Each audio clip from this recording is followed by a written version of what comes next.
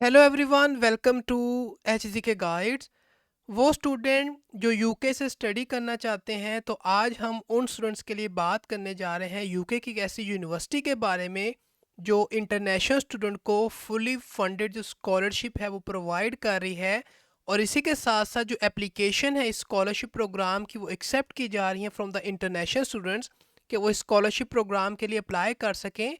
और स्टूडेंट को ना सिर्फ फुली फंडेड जो स्कॉलरशिप है वो प्रोवाइड की जा रही है, बल्कि स्टूडेंट को जो स्कॉलरशिप का स्टाइपेंड है वो भी प्रोवाइड किया जा रहा है। तो हम डिटेल में बात करने जा रहे हैं कि यूके की कौन सी यूनिवर्सिटी है। अगर आपने इस यूनिवर्सिटी में अप्लाई करना है तो एडमिशन की रिक्वायरमेंट्स क्या हैं, कौन सी क्वालिफ़िकेशन रिक्वायर्ड होती है, और इसी के साथ साथ जो स्कॉलरशिप है ये एक्चुअली क्या है, इसके बेनिफिट्स क्या हैं, कब तक आप अप्लाई कर सकते हैं, इन सब चीज़ों को हम डिस्कस करने जा रहे हैं। सबसे पहले बात कर लेते हैं कि यूके की कौन सी यूनिवर्सिटी है।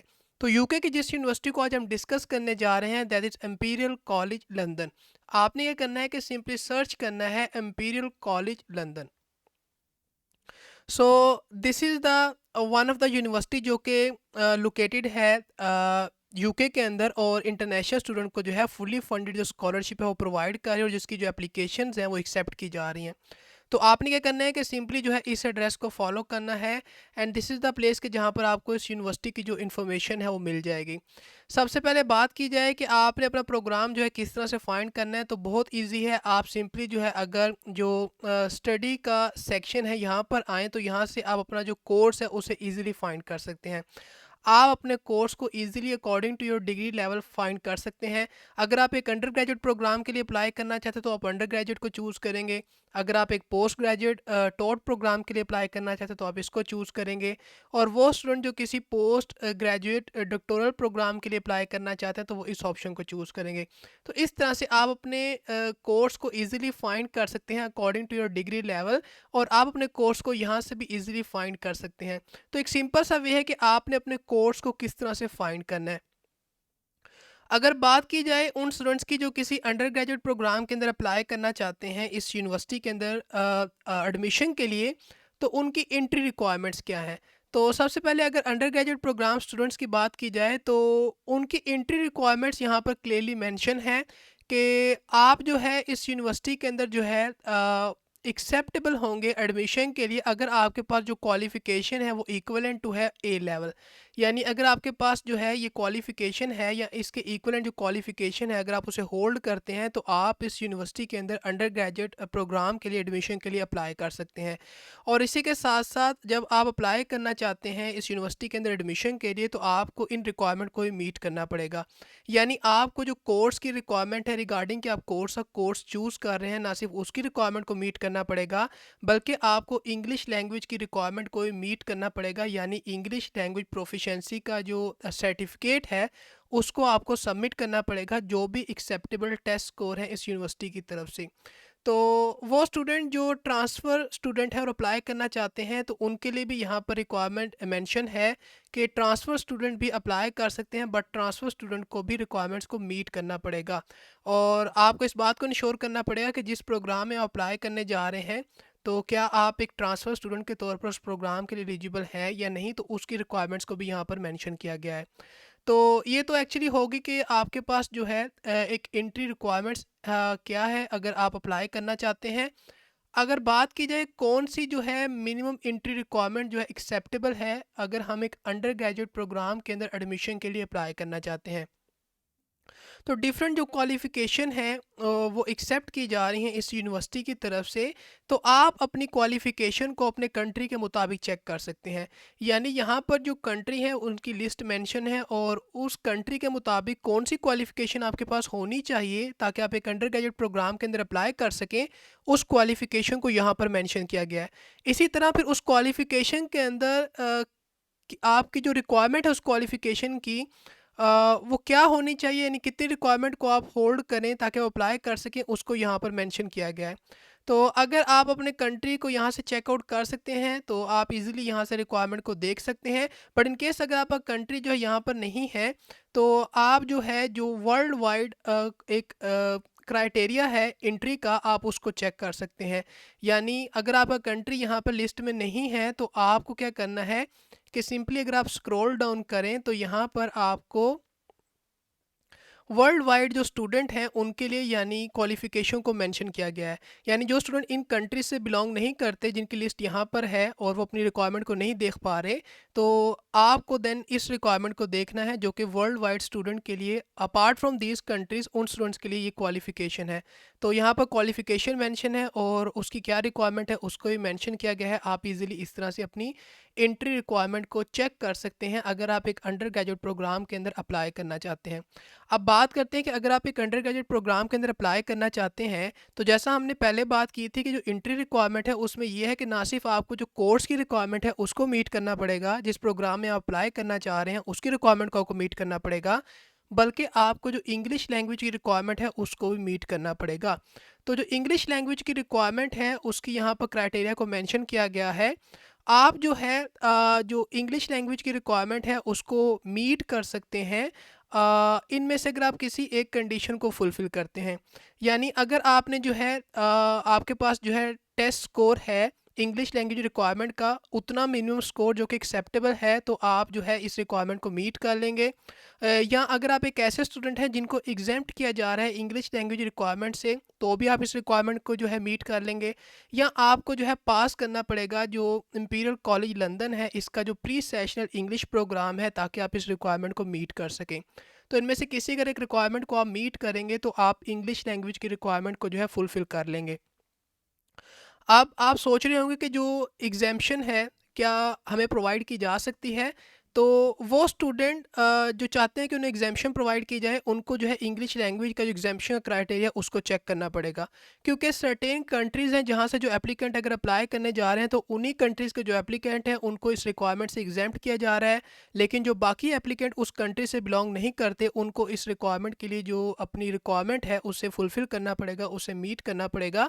Either they have to submit the test score of English language proficiency or they have to pass the Imperial College London pre sessional English programme. तो इस तरह से वो रिक्वायरमेंट को मीट कर सकते हैं। और जो एक्सेप्टेबल यहाँ पर टेस्ट स्कोर हैं कि कौन से टेस्ट स्कोर एक्सेप्टेबल है और उनका मिनिमम कितना स्कोर आपके पास होना चाहिए, आप यहाँ से उस रिक्वायरमेंट को चेक कर सकते हैं। तो इस तरह से आपने जो इंग्लिश लैंग्वेज की रिक्वायरमेंट है उसको चेक करना है। अब बात करते हैं कि अगर आपने अप्लाई करना है इस यूनिवर्सिटी के अंदर for your undergraduate degree programme, तो डेडलाइन क्या है, यानी किस इनटेक के अंदर आप अप्लाई कर सकते हैं। तो आप जो है अप्लाई कर सकते हैं फॉर द 2024 इनटेक, और उसके लिए जो एप्लीकेशन की डेडलाइन है यहाँ पर मेंशन किया गया है। यानी अगर आप एक ऐसे स्टूडेंट हैं जो अपनी एप्लीकेशन को सबमिट करना चाहते हैं फॉर द MBBS कोर्स, तो 16 अक्टूबर 2023 इज़ द डेडलाइन कि जब तक आप अप्लाई कर सकते हैं।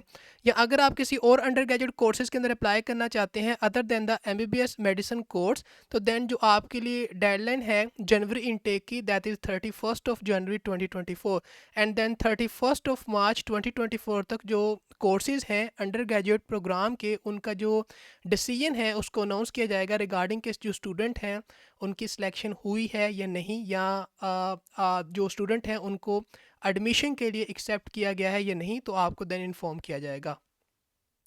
तो आपको मेक श्योर करना है कि अगर आप एक अंडर ग्रेजुएट प्रोग्राम के लिए अप्लाई करना चाहते हैं तो यहाँ पर जो डेडलाइन है वो मेंशन है और आपको इन डेडलाइन के अंदर ही अपनी एप्लीकेशन को सबमिट करना है। अब बात करते हैं उन स्टूडेंट्स की जो किसी पोस्ट ग्रेजुएट टॉट प्रोग्राम के अंदर अप्लाई करना चाहते हैं, तो उनके लिए एंट्री रिक्वायरमेंट्स क्या हैं। तो उनके लिए भी एंट्री रिक्वायरमेंट्स बिल्कुल वैसे ही हैं जिस तरह हमने अंडर ग्रेजुएट प्रोग्राम की रिक्वायरमेंट्स को देखा।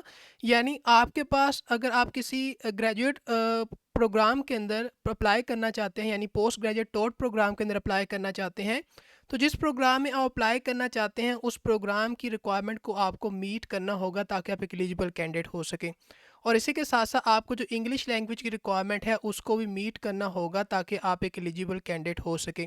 और इंग्लिश लैंग्वेज की रिक्वायरमेंट को जैसे अभी हमने डिस्कस भी किया था कि आपको जो है उन तीनों में से किसी एक क्राइटेरिया को अगर आप मीट करते हैं तो आप इस रिक्वायरमेंट को मीट कर सकते हैं।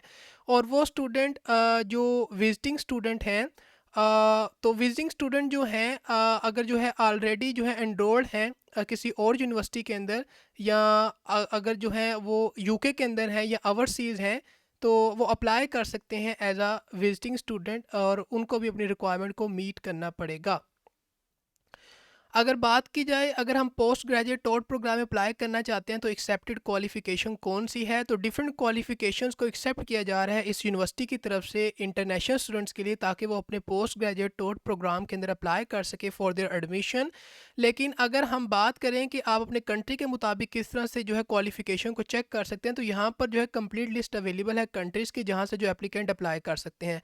अगर बात की जाए उन स्टूडेंट्स की जो पाकिस्तान से अप्लाई करना चाहते हैं, तो उनको किस जो है रिक्वायरमेंट को मीट करना होगा, तो हम सिंपली क्या करते हैं कि सर्च करते हैं यहाँ से पाकिस्तान।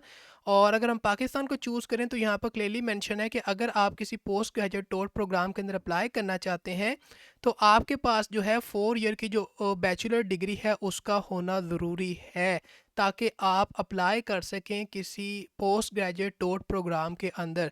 और जो आपके पास डिग्री होगी जो आपने ऑब्टेन की है, उसके अंदर आपके जो ओवरऑल मार्क्स हैं वो 75% या इससे ज़्यादा होने चाहिए, ताकि आपको एडमिशन के लिए कंसीडर किया जाए। तो इस तरह से आप अपने कंट्री के मुताबिक जो है एंट्री रिक्वायरमेंट्स को जो है चेक कर सकते हैं। तो अब बात करते हैं कि अगर आपने अप्लाई करना है किसी पोस्ट ग्रेजुएट टॉट प्रोग्राम के अंदर, तो एप्लीकेशन की डेडलाइन क्या है। तो कुछ ऐसे कोर्सेज़ होते हैं कि जिनकी जो एप्लीकेशन की डेडलाइन होती है वो फ़िक्स होती है, लेकिन कुछ ऐसे कोर्सेज़ होते हैं कि जिनकी जो एप्लीकेशन की डेडलाइन होती है वो वेरी करती है। लेकिन यहाँ पर कुछ कोर्सेज़ को मेंशन किया गया है जिनकी जो एप्लीकेशन डेडलाइन है वो फ़िक्स है, और आप जो है इन एप्लीकेशन डेडलाइन को जो है चेकआउट कर सकते हैं अकॉर्डिंग टू कि आप जो है इनमें से किस एक कोर्स प्रोग्राम के लिए अप्लाई करना चाहते हैं। But apart from these courses जो दूसरे कोर्सेज़ भी हैं, आप उनकी भी एप्लीकेशन डेडलाइन को चेक कर सकते हैं। बिकॉज़ अगर आप एक पोस्ट ग्रेजुएट टॉट प्रोग्राम के लिए अप्लाई करने जा रहे हैं, तो जो एप्लीकेशन सबमिशन की डेडलाइन है वो वेरी कर सकती है और रिक्वायरमेंट्स भी वेरी कर सकती हैं। सो इट्स बेटर कि जिस प्रोग्राम को आप चूज़ कर रहे हैं उस प्रोग्राम के मुताबिक आपने अपनी डेडलाइन को चेक करना है, ताकि आप जो है अप्लाई कर सकें अपने एडमिशन के लिए। और इसी के साथ साथ अगर जो है एंट्री रिक्वायरमेंट की बात की जाए उन स्टूडेंट्स की जो किसी पोस्ट ग्रेजुएट डॉक्टोरल प्रोग्राम के अंदर अप्लाई करना चाहते हैं, तो देन अगेन अगर आप किसी डॉक्टोरल प्रोग्राम में अप्लाई करना चाहते हैं, तो आपको जो कोर्स की रिक्वायरमेंट है उसको मीट करना पड़ेगा, डिपेंडिंग पोन कि आप किस कोर्स के लिए अप्लाई करने जा रहे हैं। और इसी के साथ साथ जो इंग्लिश लैंग्वेज रिक्वायरमेंट है उसको भी आपको मीट करना पड़ेगा। एंड देन अगेन जो विजिटिंग स्टूडेंट हैं उनकी रिक्वायरमेंट को भी यहाँ पर मेंशन किया गया है। तो इस तरह से वो स्टूडेंट जो किसी डॉक्टोरल प्रोग्राम के अंदर अप्लाई करना चाहते हैं, उन्होंने इस रिक्वायरमेंट को मीट करना है, ताकि वो एक एलिजिबल कैंडिडेट हो सकें। अब बात करते हैं कि जो इंपीरियल कॉलेज लंदन है, इस यूनिवर्सिटी की तरफ से स्कॉलरशिप कौन सी अवेलेबल है। तो इस यूनिवर्सिटी की तरफ से जो पहली स्कॉलरशिप है हमारे पास, वो अंडर ग्रेजुएट जो स्टूडेंट है उनके लिए अवेलेबल है, and this is the amount of scholarship जो कि पर ईयर प्रोवाइड की जाएगी स्टूडेंट को। 28 टोटल जो है स्कॉलरशिप ऑफर की जा रही हैं, और एकेडमिक जो ईयर है दैट इज़ 2024-2025 उसके लिए ये स्कॉलरशिप प्रोवाइड की जा रही हैं।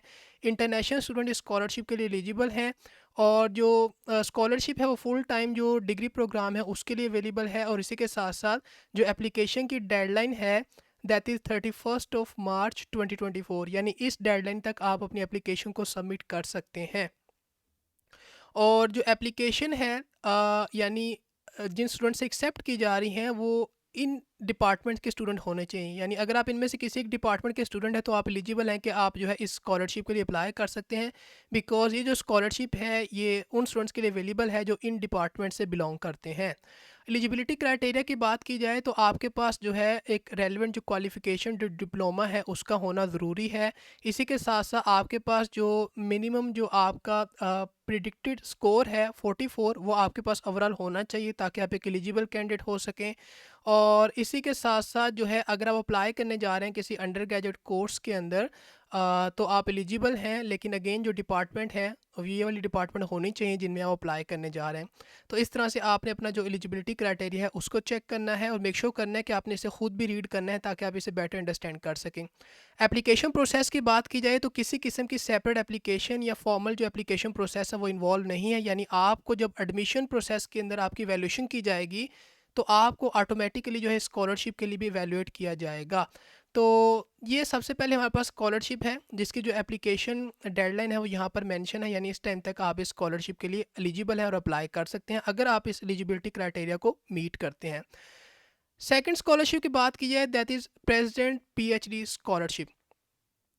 ये जो स्कॉलरशिप है ये उन स्टूडेंट्स के लिए है जो अप्लाई करना चाहते हैं किसी पीएचडी प्रोग्राम के अंदर। तो वो स्टूडेंट जो अंडर ग्रेजुएट या मास्टर स्टूडेंट हैं और एक अच्छा एकेडमिक रिकॉर्ड को होल्ड करते हैं, और उनके अंदर जो है एक रिसर्च पोटेंशियल भी है और चाहते हैं कि उनको अपॉर्चुनिटी प्रोवाइड की जाए स्कॉलरशिप की। तो ये जो स्कॉलरशिप है स्टूडेंट को जो है एक फुली फंडेड जो स्कॉलरशिप है उसकी अपॉर्चुनिटी प्रोवाइड कर रही है। और आपको ना सिर्फ जो स्कॉलरशिप है वो प्रोवाइड की जाएगी आपके 3.5 ईयर जो पीएचडी प्रोग्राम है उसके लिए, बल्कि आपको जो स्टाइपेंड है वो भी प्रोवाइड किया जाएगा।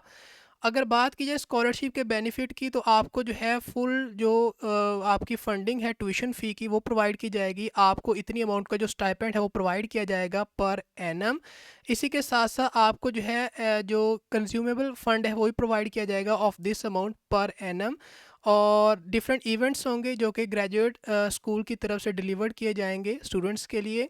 और टोटल जो 50 स्कॉलरशिप्स हैं वो प्रोवाइड की जाएंगी।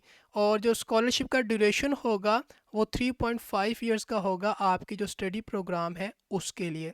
अगर बात की जाए एलिजिबिलिटी क्राइटेरिया की तो इंटरनेशनल स्टूडेंट जो हैं वो इस स्कॉलरशिप प्रोग्राम के लिए एलिजिबल हैं, बट आपको मेक श्योर करना पड़ेगा कि आपकी जो एकेडमिक प्रोफाइल है वो बहुत अच्छी हो, क्योंकि ये एक कम्पिटिटिव स्कॉलरशिप प्रोग्राम है। यानी वो स्टूडेंट जो एक अच्छे एकेडमिक रिकॉर्ड को होल्ड करते हैं उनके ज़्यादा चांस होते हैं कि वो स्कॉलरशिप प्रोग्राम में अपनी सिलेक्शन करवा सकें। और जो स्कॉलरशिप है इसके लिए जो एप्लीकेशंस हैं उनको एक्सेप्ट किया जाता है फ्रॉम द टैलेंटेड स्टूडेंट्स जो कि ना सिर्फ इंपीरियल कॉलेज से बिलोंग करते हैं, इंपीरियल कॉलेज लंदन से, यूके से, या जो वर्ल्ड वाइड जो इंटरनेशनल स्टूडेंट हैं वो भी स्कॉलरशिप प्रोग्राम के लिए एलिजिबल हैं। और किसी किस्म की रिस्ट्रिक्शन नहीं है रिगार्डिंग द नेशनैलिटी के कौन किस कंट्री के स्टूडेंट जो है अप्लाई कर सकते हैं, किस कंट्री के स्टूडेंट अप्लाई नहीं कर सकते। तो ओवरऑल वर्ल्ड वाइड जो इंटरनेशनल स्टूडेंट हैं वो स्कॉलरशिप के लिए एलिजिबल और अप्लाई कर सकते हैं अगर वो जो है एक गुड एकेडमिक रिकॉर्ड को होल्ड करते हैं और एलिजिबिलिटी क्राइटेरिया को मीट करते हैं। और अगर बात की जाए एकेडमिक क्राइटेरिया की कौन सी क्वालिफ़िकेशन आपके पास होनी चाहिए ताकि आप इस स्कॉलरशिप के लिए एलिजिबल हो सकें, तो वो स्टूडेंट जिन्होंने जो है जो रिसीव करेंगे या रिसीव उन्होंने कर ली है अपनी जो अंडर ग्रेजुएट या जो इंटीग्रेटेड मास्टर्स डिग्री है उसको, तो ऐसे स्टूडेंट एलिजिबल हैं कि स्कॉलरशिप के लिए वो अप्लाई कर सकते हैं। और आप वो स्टूडेंट जो अप्लाई करना चाहते हैं उनके पास जो है उनकी जो परफॉर्मेंस है वो बहुत अच्छी होनी चाहिए। यानी उनकी जो हाई परफॉर्मेंस है, जो हाई एकेडमिक रिकॉर्ड है, अगर वो उसे होल्ड करते हैं तो ये चीज़ जो है उन्हें जो है डिस्टिंक्ट करेगी फ्रॉम द अदर कैंडिडेट और उनको जो है ज़्यादा सिलेक्शन के चांसेस जो हैं मिल सकते हैं इस स्कॉलरशिप प्रोग्राम के अंदर।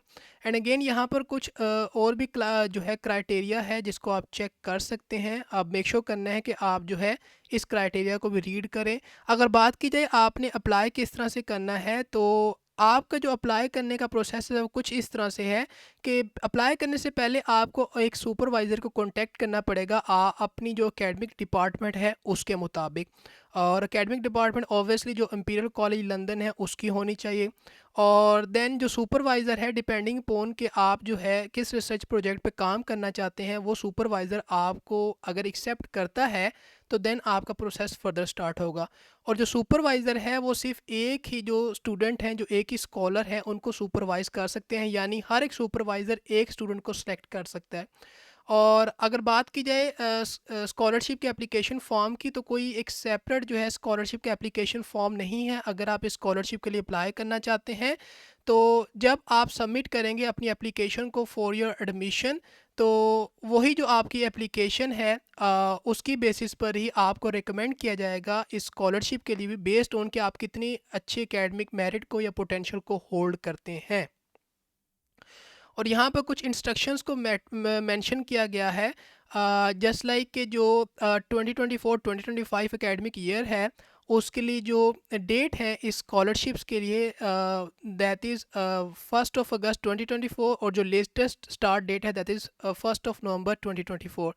और आपको अपनी पर्सनल जो स्टेटमेंट है उसको सबमिट करना पड़ेगा और उसके 2 जो है पेजेस होने चाहिए, और उसकी जो इंस्ट्रक्शन है रिगार्डिंग कि आपने पर्सनल स्टेटमेंट में क्या राइट करना है वो यहाँ पर मेंशन है। मेक श्योर करना है कि अपनी पर्सनल स्टेटमेंट को आप बहुत अच्छा लिखें, क्योंकि ये जो चीज़ है आपकी सिलेक्शन में एक इम्पोर्टेंट रोल प्ले कर सकती है। और इसी के साथ साथ आप जो है 2 जो एकेडमिक रेफरीज हैं अपने, उनको उनकी जो इन्फॉर्मेशन है उसको भी सबमिट करेंगे। यानी आपकी ये जो एकेडमिक रेफरीज हैं आप इनकी डिटेल को भी प्रोवाइड करेंगे। और अगर आप चाहते हैं कि आपको जो है इस प्रेसिडेंट पीएचडी स्कॉलरशिप के लिए कंसीडर किया जाए और आपको फुली फंडेड जो स्कॉलरशिप है वो प्रोवाइड की जाए, तो आपको इस ऑप्शन को चूज़ करना पड़ेगा जब आप जो है ऑनलाइन जो एप्लीकेशन फॉर्म है उसे सबमिट कर रहे होंगे। और देन अगेन स्टूडेंट को जो है सर्टेन एलिजिबिलिटी क्राइटेरिया के ऊपर जो है सिलेक्ट किया जाएगा, उनकी एवेल्यूशन की जाएगी और डिफरेंट जो पैनल है सिलेक्शन का, वो स्टूडेंट की जो एवेल्यूशन है उसके बाद स्टूडेंट को शॉर्ट लिस्ट करेगा। और अगर बात की जाए कि जो मेन चीज़ें हैं जिसकी बेसिस पे स्टूडेंट की एवेल्यूशन की जाती है, वो दो चीज़ें होती हैं। एक तो होती है स्टूडेंट की एकेडमिक एक्सीलेंस और दूसरी होती है स्टूडेंट का research potential. Academic excellence mean कि वो कितनी अच्छी एकेडमिक रिकॉर्ड को होल्ड करते हैं, कितने अच्छे उनके ग्रेड्स हैं, मार्क्स हैं, कोई उनकी अवार्ड्स हैं, इस तरह की जो चीज़ें हैं वो उनकी एकेडमिक एक्सीलेंस में फॉल करती हैं।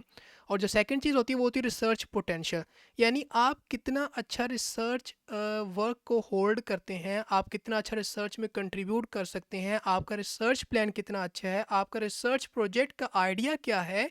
ये चीज़ें आपके रिसर्च पोटेंशियल के अंदर जो है कंसीडर की जाती हैं। और देन अगर बात की जाए कि जब स्टूडेंट की जो है एवेल्यूशन हो जाती है तो कब स्टूडेंट को इन्फॉर्म किया जाता है रिगार्डिंग देयर सिलेक्शन, तो वो स्टूडेंट जो अप्लाई करेंगे बाय 6 नवंबर 2023 उनको इन्फॉर्म किया जाएगा बाय एंड ऑफ जनवरी 2024। वो स्टूडेंट जो अप्लाई करेंगे बाय 8 जनवरी 2024 उनको इन्फॉर्म किया जाएगा बाय एंड ऑफ मार्च 2024। और वो एप्लीकेंट जो अप्लाई करेंगे बाय 4 मार्च 2024 उनको इन्फॉर्म किया जाएगा बाय एंड ऑफ मई 2024। तो ये वो टाइम फ्रेम है कि जब स्टूडेंट अपनी एप्लीकेशन को सबमिट कर जा सकते हैं और जब उनको इन्फॉर्म किया जाएगा रिगार्डिंग कि वो स्कॉलरशिप के लिए सिलेक्ट हुए हैं या नहीं। तो ये थी आज की information regarding the fully funded scholarship programme for the PhD student जो स्टडी करना चाहते हैं अपना डॉक्टोरल प्रोग्राम को यूके से और चाहते हैं कि उनको फुली फंडेड जो स्कॉलरशिप है वो प्रोवाइड की जाए और इसी के साथ साथ जो स्कॉलरशिप का स्टाइपेंड है वो ही प्रोवाइड किया जाए। तो आई होप सो कि जो इन्फॉर्मेशन थी आपको अच्छी लगी होगी, आपके लिए हेल्पफुल होगी। तो आज के लिए इतना ही, मिलते हैं आपको किसी नई अपॉर्चुनिटी के साथ। So till then take care and good bye.